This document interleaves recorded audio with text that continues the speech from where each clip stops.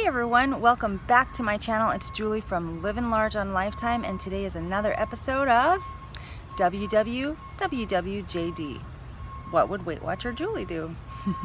Yes, it's time for another episode. Thanks so much for your patience. I did not do an episode on Tuesday because it was raining cats and dogs and I was just not going to go outside. In case you didn't know, I have very limited places to film unless I go outside, so it just wasn't happening that day. Anyway, I just want to let you guys know that although I do work for Weight Watchers as a receptionist, I have also done Weight Watchers for 2.5 years. I lost 40 pounds.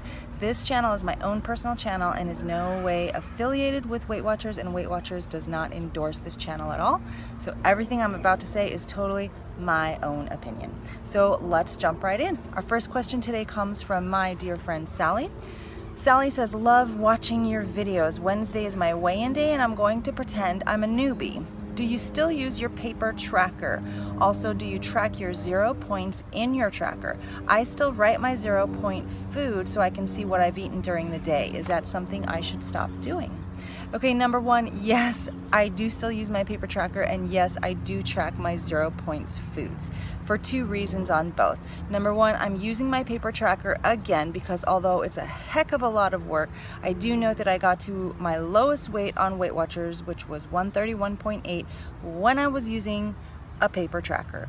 So to me, that means that literally writing everything down on paper and tracking in the app is really just keeping me very, very aware and very accountable for all the foods that I'm eating. So I really want to be very aware while I'm in the weight loss phase of what I'm eating so I can really narrow down, fine tune, and focus on where I need to be.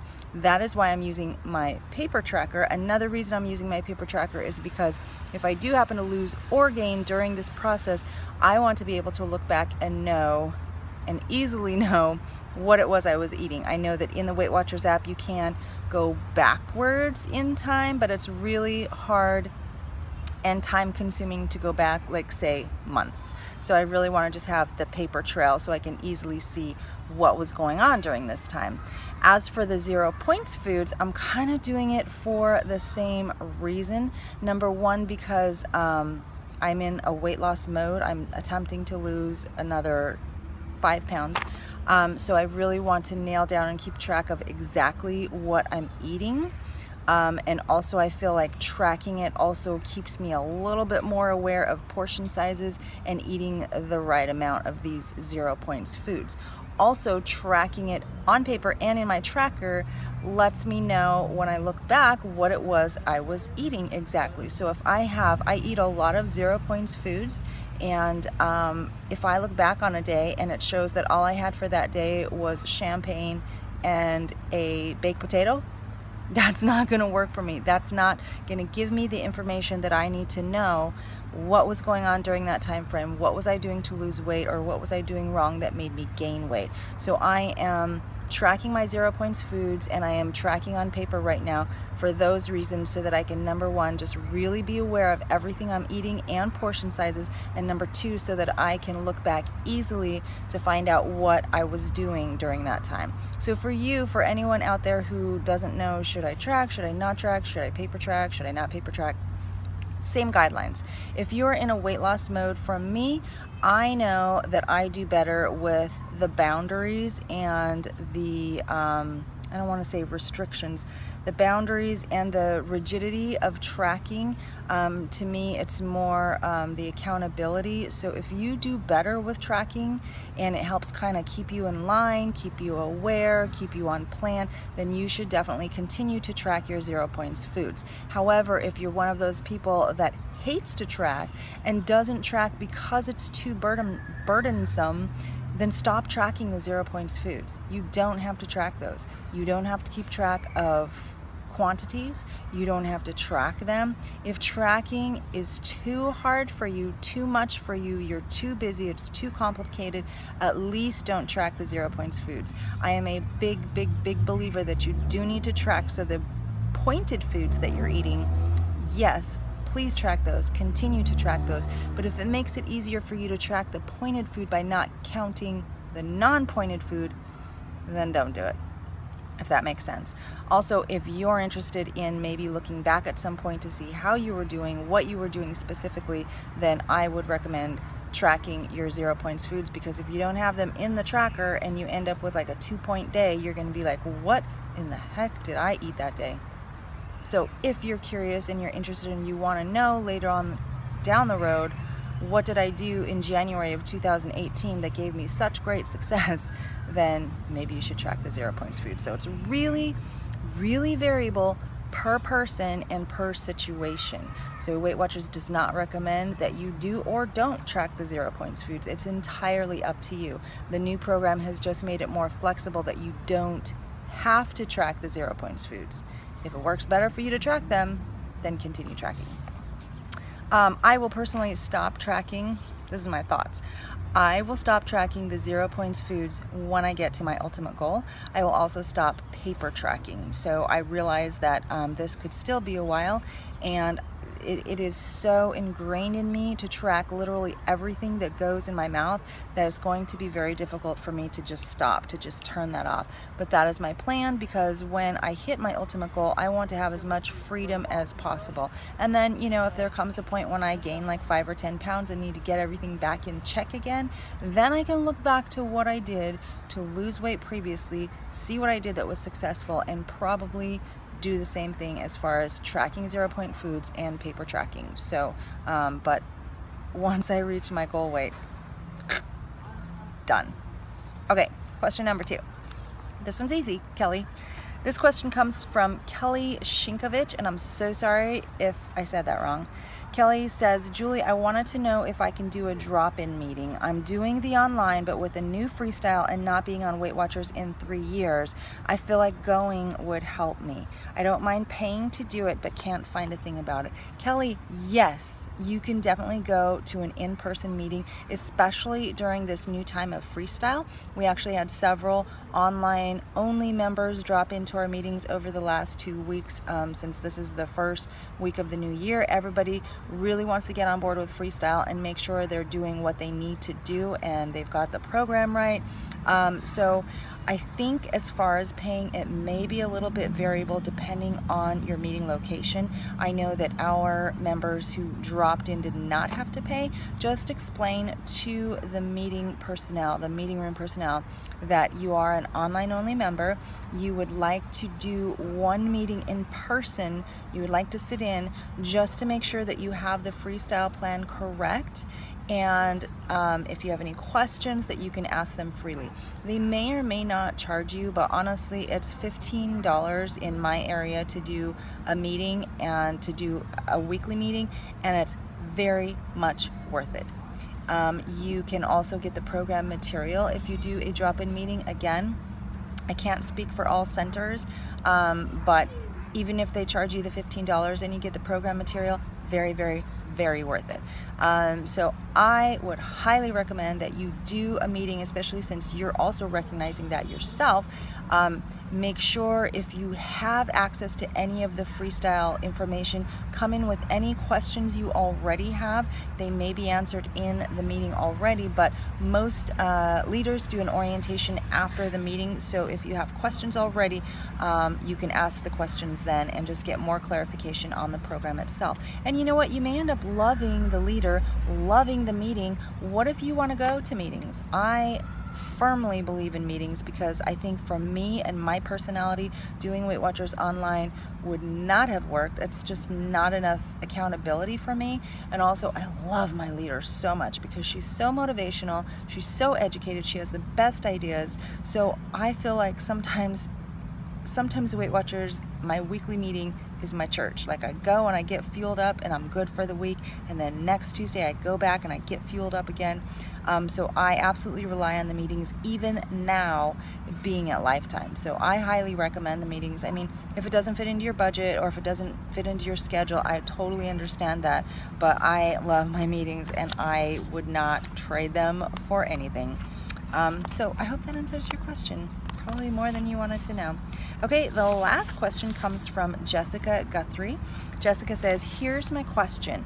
I'm considered thin by most families since I'm a little below my goal weight and most of my family is overweight. Because of this, at any family event, they push food on me, and if I don't eat, bring up my history of an eating disorder. This usually leads me to eat foods I don't want, and this in turn leads me to not track the whole day and go a little crazy. Christmas and New Year's were filled with these issues, and now I am sitting here 14 pounds heavier than Christmas Day. So my question is, how do I deal with food pushers? If I do indulge in something, how do I not go into binge mode?